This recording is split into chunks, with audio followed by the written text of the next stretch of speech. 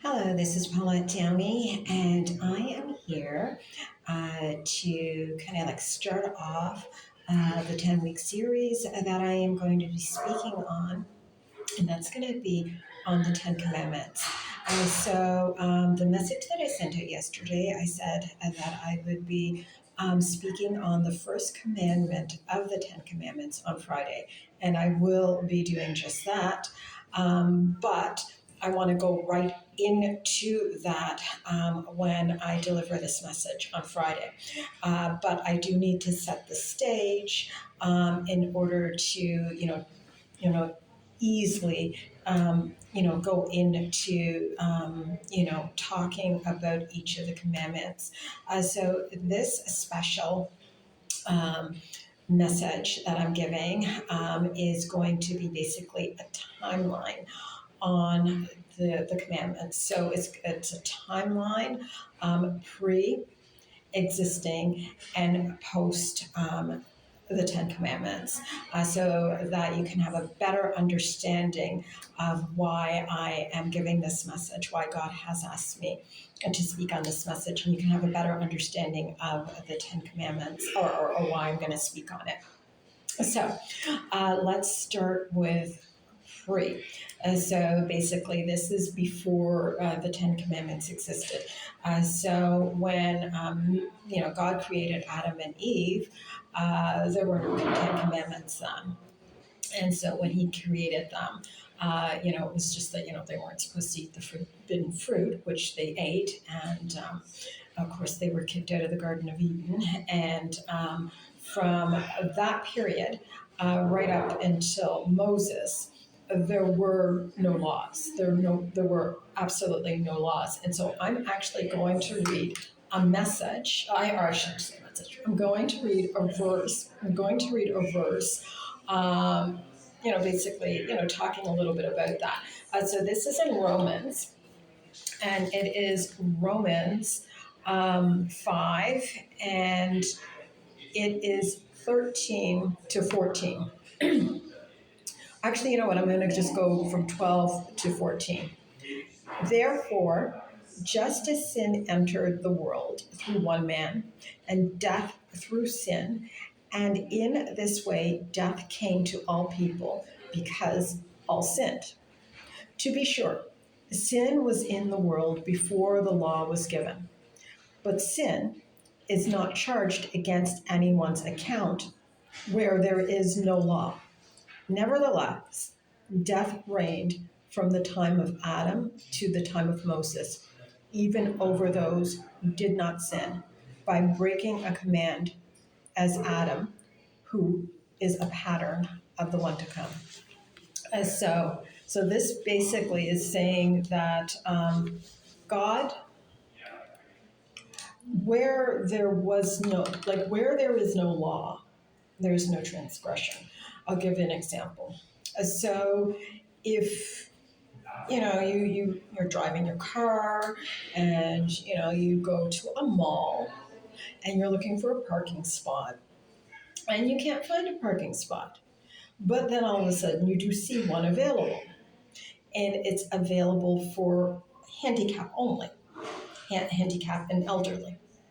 Now you're neither, but you see that parking spot, and so you go and you park in that parking spot, and you're ticketed as a result of it, because there is a law that states if you park in the space that is not designated for you, you will receive a ticket. So you are, in effect, you are breaking a law by parking in a place that wasn't designated for you to park in. But because there are laws, there is a law that says you cannot park in a parking space that is designated for somebody who is handicapped and who is elderly, or also pregnant, because there are parking spaces for women who are pregnant. But you can't park in them because you're not pregnant. So you can't. So you just broke the law. But if there are no laws, then regardless of what you're doing, you're not breaking a law. So from the time of Adam to the time of Moses, there was no Ten Commandments, there were no laws. And I mean, like you read in the book of Genesis, of course, Adam, he did sin, but there was no law that he broke. And okay, then after that, then you had Cain, who murdered his brother Abel. And he did commit a sin, but he broke no law because there was no law made for that. So right up until Moses, there were no laws. So where there are no laws, there is no transgression, because they can't be held accountable for something that there isn't a law for. Like they can't be charged for something that there isn't anything for them to be charged for. So God, from that time, they weren't punished. Now, of course, Cain was punished. Of course, he had to leave from, the place where he was living, which, bared the presence of God. So he had to leave there. And that was major for him. He didn't want to leave. He didn't want to leave. And he told God he didn't want to leave. He didn't want to leave from his presence. But because of the act that he committed, he had to leave from his presence. And as well as when Noah built the ark, because the world became so wicked at that point. You had angels marrying women and then having children. So, like the half human, half, deity. And, like the world became so wicked that God had to destroy that world with, leaving, like just saving Noah and 7 of his relatives, along with all of those animals, countless animals that were in the ark. So you had that with the destruction of the old world completely, because they were sinning. It was evil, and God is not of like God. There is no evil in God. There is no evil in God. And God is a just God, and He's a righteous God. So there was no way that He could continue to allow that to happen. So he had to do something in order to stop to stop humanity from living the way that they were living. But there was no law for them to live by, so he could not charge them, so to speak, because of the things that they did. So that's what we're looking at, pre Ten Commandments. So, like in all of Genesis, and this is basically in all of Genesis, like I said, right from Adam, it's going to be from Adam in Genesis right up to like the 3 patriarchs. So we have Abraham, Isaac, and Jacob, and then the establishment of the Jewish nation. From Jacob onward. So that's basically what Genesis makes up, but no laws. So now with the Jewish nation being established, and they living in Goshen, in Egypt, and in the place Goshen is the city or the area in which they lived in Egypt. Of course, their community grew to over 1 million. And when the Exodus happened and they were delivered from the strong arm of Pharaoh and led out of Egypt into the desert, and that's when God created the 10 Commandments. And so now laws have been put into effect. So at that point, so not only were there the 10 Commandments, but there were all kind of other laws that God also addressed for the Jewish community, the Jewish nation to live by. So it was the 10 Commandments, and then there were many more. And so, and a couple of them were the guilt, guilt offering. sin offerings. And this was basically for any, like if they felt guilty for any kind of sin that they might have done, that they think they might have done, then they would have to offer up, various animals, maybe goat, sheep, cows, as well as we had the sin offering, basically the same thing. Then once a year, they had a Day of Atonement. So once a year, the high priest would go into the most holy place and he would atone for the sins of the community for that entire year. And so these were the ways in which repentance and atonement was done for the community after the Ten Commandments was established. So after it was established, they did have these laws that had to come into play, that they had to do.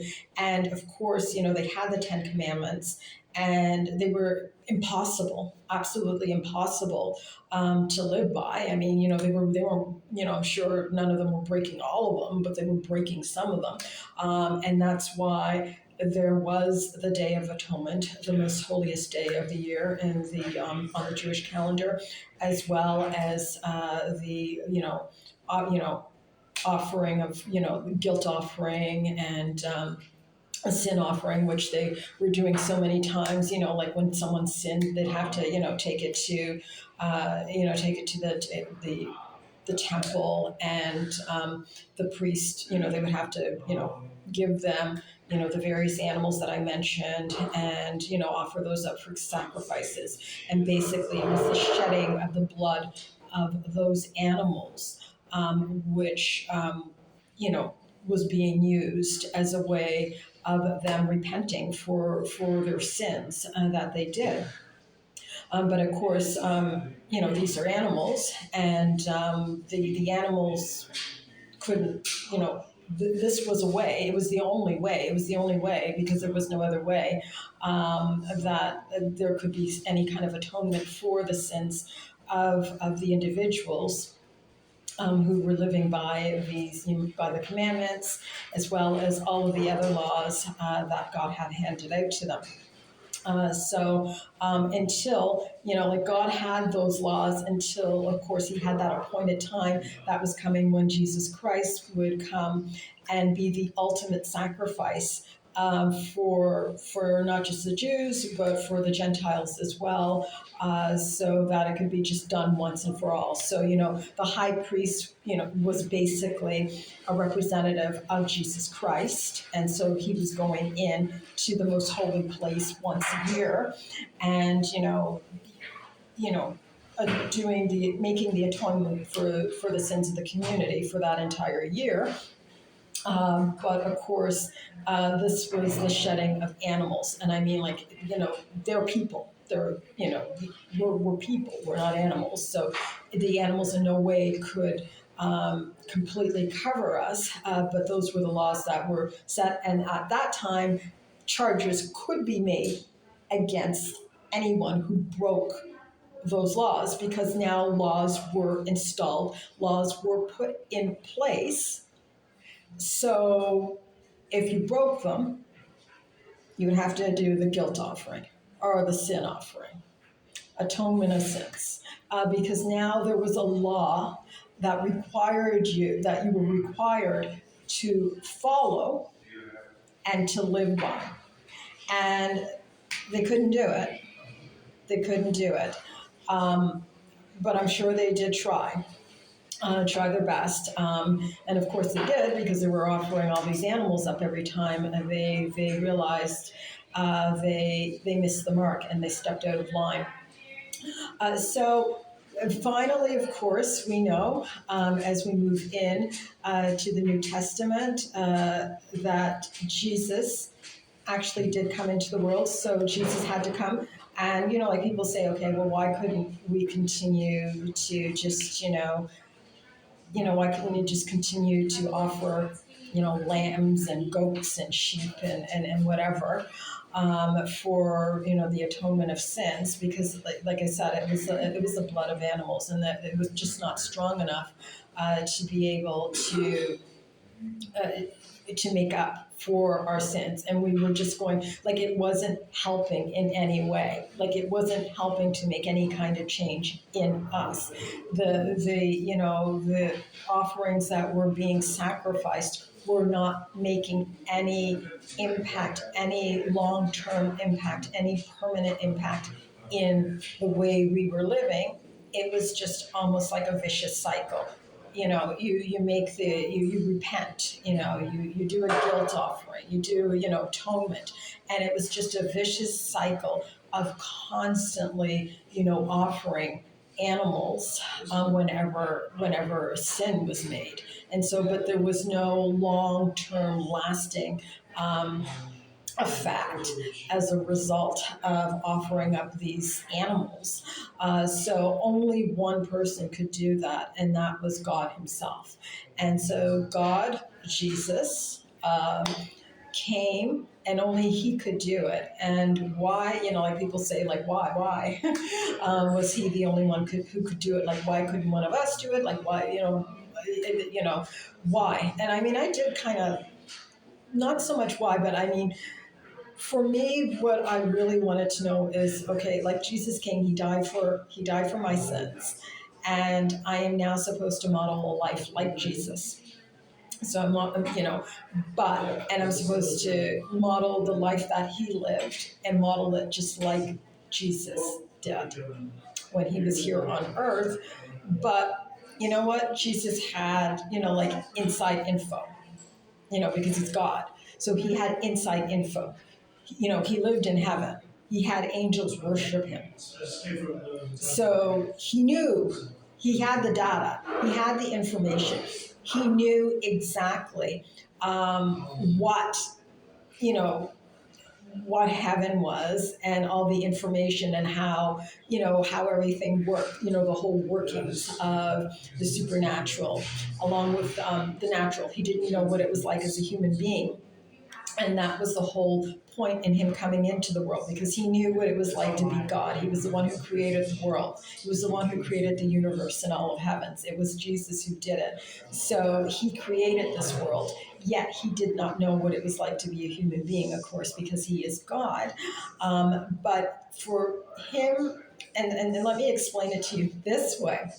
So Jesus coming into this world, becoming one of us, having, inside information that we don't have. So, we say, okay, like it was easy for Jesus to do. It was easy for Jesus to be born of a woman, come into the world with inside information, even though he had that information, even though he was God.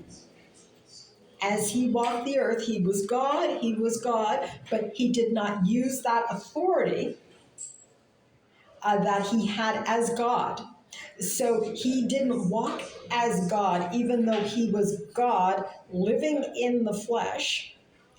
He used he used all of his strength that he had as a man, with inside info, with knowing everything that he knew before he became, before the Immaculate Conception. He had all that inside info. And when he was born, he had that inside info. When he was 2, when he was 4, when he was 6, he already knew things that we don't know right now. So Jesus already knew that information when he was walking the earth, but he did not tap into that power that he had as God. So he was God, but in the flesh of man. Because in order for him to learn about man, he had to operate like man. He had to have feelings like what it was like to be cold, what it was like to be hot, what it was like to starve, what it was like to be tempted, what it was like to be attracted to a woman, what it was like to feel pain. He had to go through all those experiences that we go through in order to know what it was like to be a human being. So, why couldn't a human do it? Like why couldn't, like maybe one of us do it? Because we're the same. Like we can't help each other. Like we're not God. And so he is God. And so it is because he had the inside info, because he had and he knew the workings. And even though he was operating as a human, and even though, like he was weak, because he was operating as a human, so he felt what it was like to be tired, to be tempted. He knew what it was like to be weak, and yet he was able to overcome and not sin. And of course, we are supposed to live in that same way. We are supposed to emulate Jesus in how he lives. This is what we're supposed to do. But we do not have that kind of power to not sin, and that's why we need his help. I'm going to go into that a little later. But why? So I'm kind of digressing here, but I just want you to understand that he had the power to do it because he is God. He is God. When he was as a man, he still was God. He still had that inside info. And yes, it wasn't easy for him to overcome, but he did overcome, and he had that info. So he was able to overcome, and only he could overcome because of that inside info, because he is God. That's what allowed him to come into this world, experience just what we experience, and overcome. So with us, we need him. We need him in order to overcome. Because if, say for example, just an example, I'm hungry, I'm starving, and I'm just kind of painting this kind of like imaginary world here, where I'm starving and there's food, but the only way I am able to eat this food is if I cook it. But I don't know how to cook. Not me personally, but I'm just creating this imaginary world here.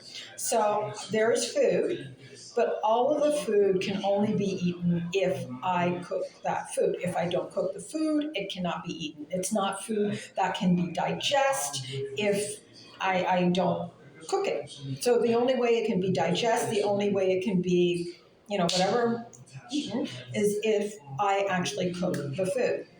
But I don't know how to cook. And there's a stove there, and there's utensils there, and there's a sink there, but I don't know how to operate the stove. I don't know how to use the utensils. I don't know how to use the sink. I don't know how to use anything related to helping me cook a meal. Now, another human being comes along, and I tell that person that I'm starving and I'm going to die. I'm going to absolutely die if I don't eat. Can you cook this food for me? And the person says, I can't cook either. The person's in the exact same state that I'm in. So we're both the same. We're both in the same state. I can't cook, and this person can't cook. And this person also is telling me that they are going to starve as well, and they're going to starve, and that's why they left where they were, to come and find someone who could cook for them. So along comes, say, this chef, and she knows how to cook.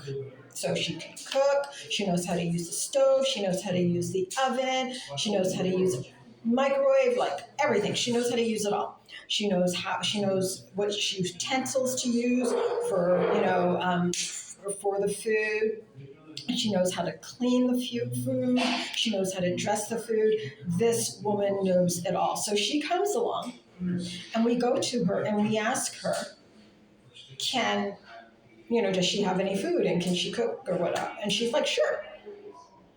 So she cooks the food, and while we're there, she's teaching us how to cook the food.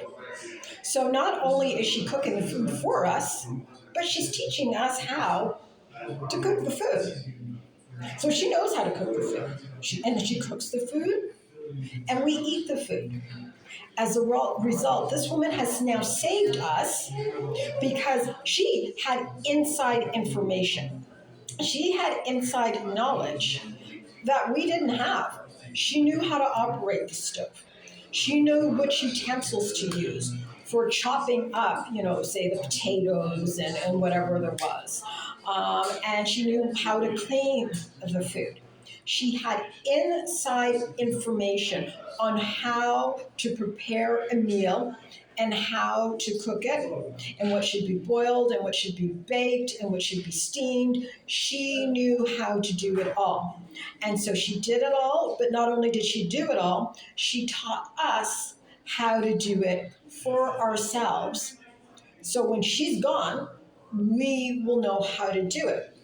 But of course, we're not going to be perfect like she is because we're just learning.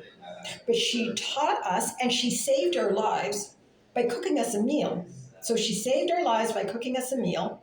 And she's also taught us how to cook meals for ourselves in the future.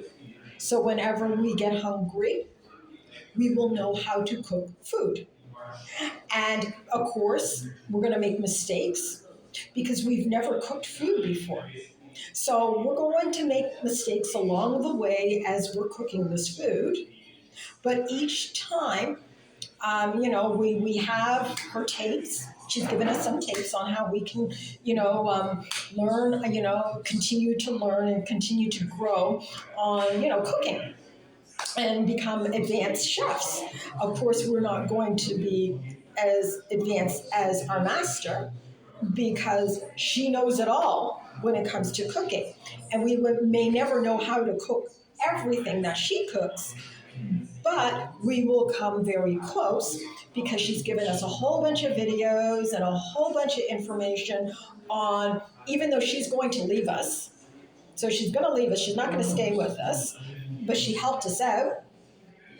She taught us how to cook. And now she's given us information so that in the future we can not only know how to cook, but we can learn how to cook better and cook better meals and, cook, like really gourmet meals. She's left us all that info. So because of what she has done, because of what she has done, um, because of what she has done, we are now able to cook food. We are now able to cook food. She saved her life, and she has given us a path to continue to live because of the information that she has left for us. So that's basically the story about Jesus. Jesus had the inside info. He needed to have the inside info in order to save us. If he didn't have the inside info, he wouldn't have been able to save us. We can't save each other because we're all in the same state. We're all in the same fallen state, so we can't help each other. We can support each other, like with cooking.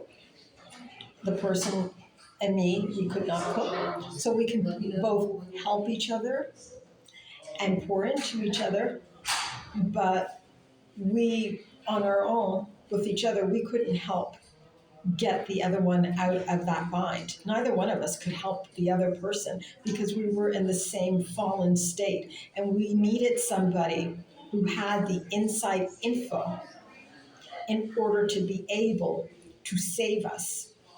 So that's when the Ten Commandments, like a lot of people say that we don't need the Ten Commandments, that it has now, it ceased because Jesus, came, died for us, and now we're living by faith. But I'm going to read another verse here in Romans, oh my gosh, it's so full. It is full of really interesting stuff regarding this. So we're going to go to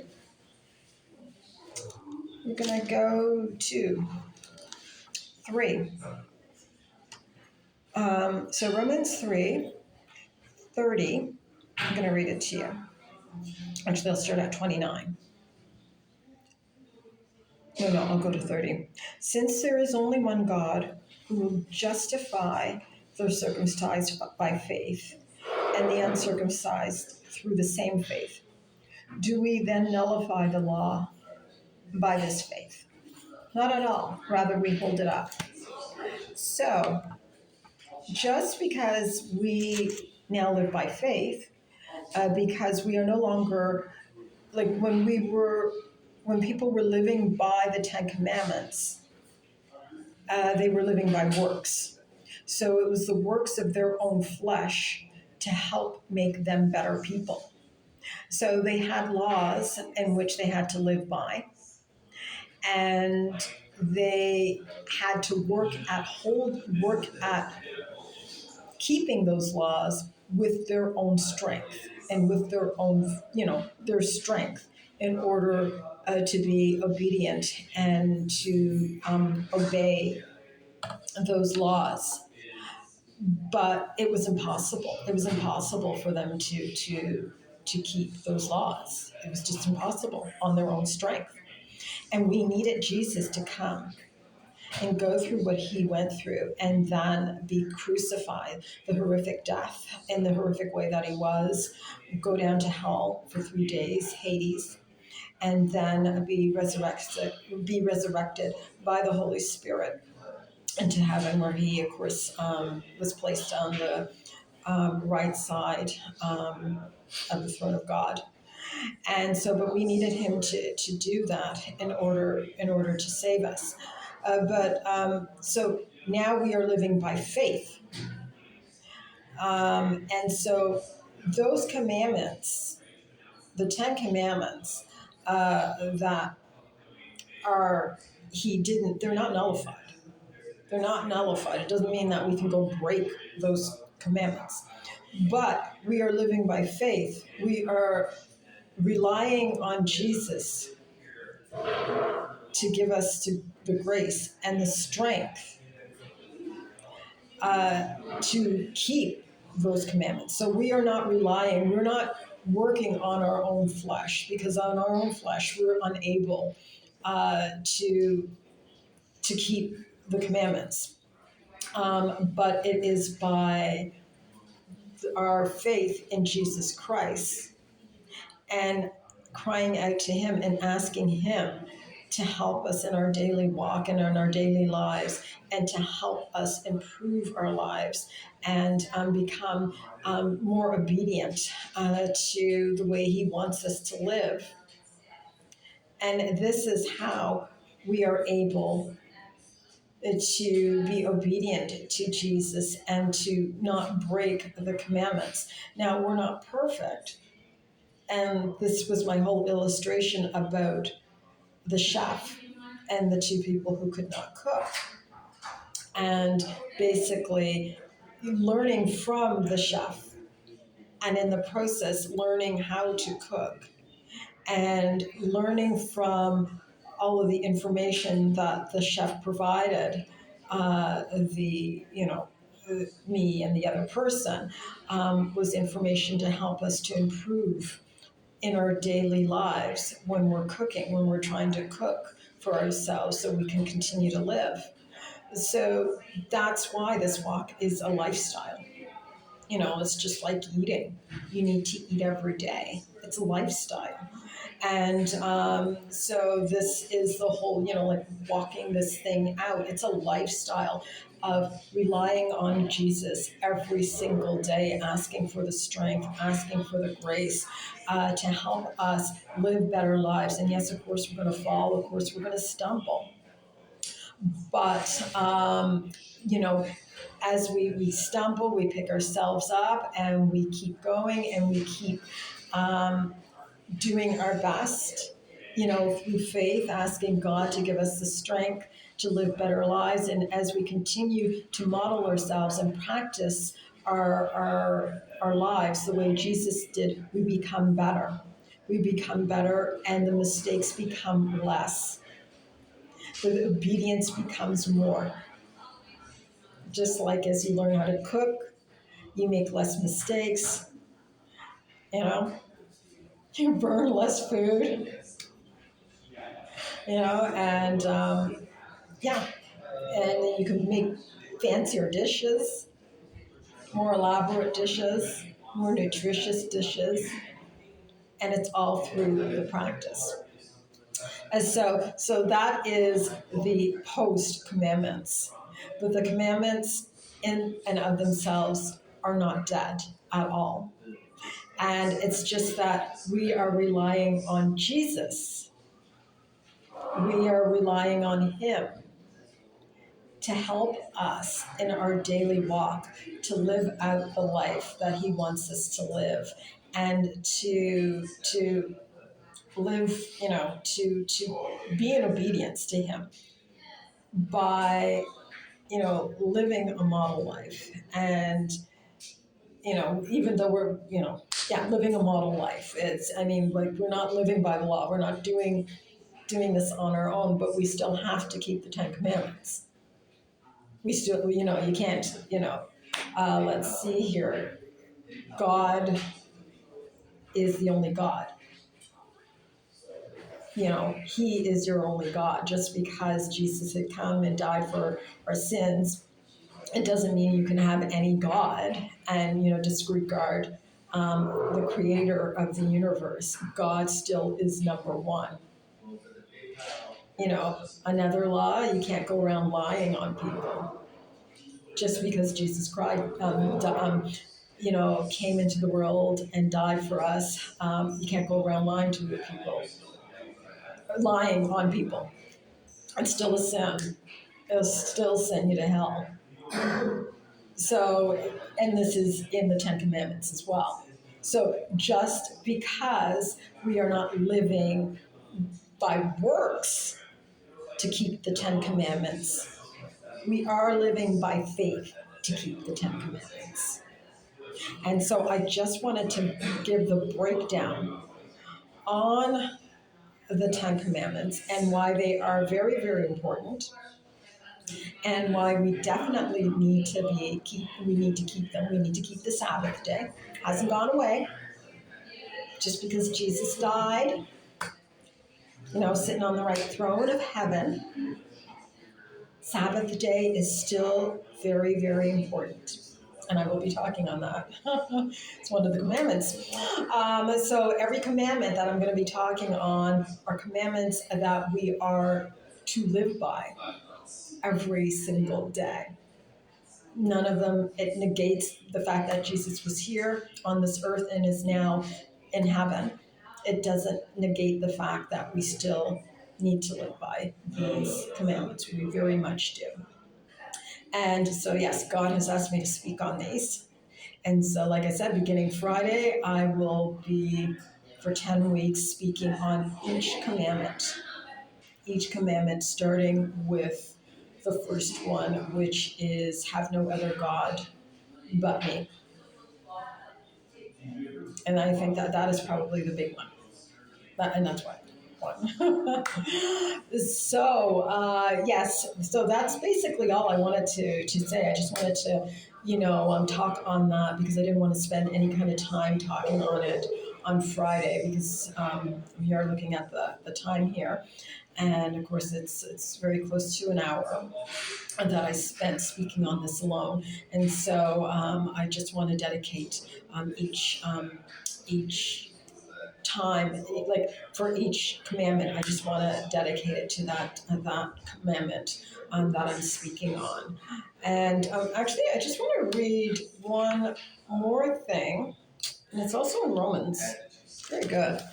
So this one is actually in Romans, and it is Romans 2. And this one's a long one. I'm gonna read it off. So it's 12 to 16. All who sin apart from the law will also perish apart from the law. And all who sin under the law will be judged by the law. For it is not those who hear the law who are righteous in God's sight, but it is those who obey the law who will be declared righteous. Indeed, when Gentiles who do not have the law do by nature things required by the law, they are a law for themselves, even though they do not have the law. They show that the requirements of the law are written on their hearts, their conscience also bearing witness, and their thoughts sometimes accusing them, and at other times even defending them. So this, like this, it's a very powerful message here that Paul's writing on. And I think this, when the law did not exist, when there was no law that did not exist, and you had people, from Adam and Eve right up to Moses, right up to, like pre-existing law, 10 Commandments. And you had people who were good.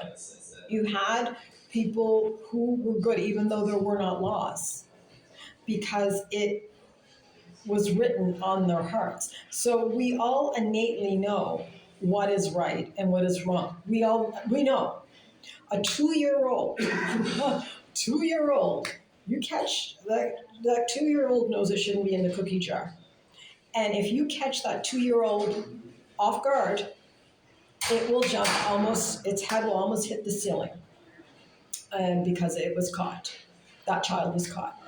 Cats and dogs know right from wrong. I had a cat, and she knew that she was not supposed to be on the kitchen table. But when no one was home, that cat would sit on the kitchen table. And if she was sleeping on the kitchen table when I came home, and then as she heard me coming up the stairs, realized, oh my gosh, she's here, then she would try to run for her life to get off the table because she didn't want me to see her on the kitchen table, because she knew she wasn't supposed to be on the kitchen table, and I caught her. And sometimes, because she was caught, she stood frozen because she knew she was caught doing something she shouldn't have been doing. So even animals know, even some animals know right from wrong. So we all innately know right from wrong. And this message, like this verse that I read off, these few verses that I read off, is just an indication that even if there is not a law, we innately know what is right and what is wrong. And so, yes, so I just wanted, so that was this is not but this is something Paul is talking about, but I think it ties in to people who were living before there were even laws, and they were living righteously, even though they didn't have laws governing how they lived. And so, yes, I just wanted to say that, but yes, commandments, very important. Every single one of them, we are to live by them, but we just get our source for holding them up from Jesus Christ, from faith in Jesus Christ, relying on Him